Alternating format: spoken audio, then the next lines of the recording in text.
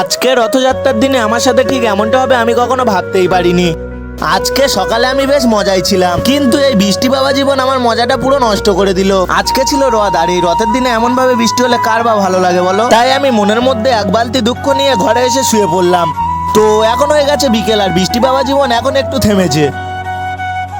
তাই আমি এখন চলে যাচ্ছি রথ দেখতে। আর এটাই হচ্ছে আমাদের এখানে রথ। রথ তো এখনো পর্যন্ত সাজানো হয়নি, মনে হয় বৃষ্টির কারণে এখনো পর্যন্ত রথটা সাজানো হয়নি। তাই আমরা এক জায়গায় এসে সকলে মিলে দাঁড়িয়েছিলাম। কিছুক্ষণ পর আমরা রথের কাছে এসে দেখি রথটা তো পুরোপুরি ভাবে সাজানো হয়ে গেছে, আর রথের মধ্যে তো বাবা জগন্নাথকে বসিয়ে দিয়েছে।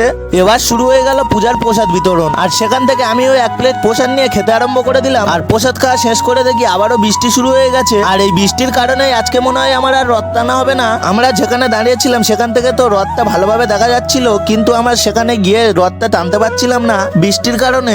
তাই আমি রথ না টেনেই বাড়ি চলে এলাম।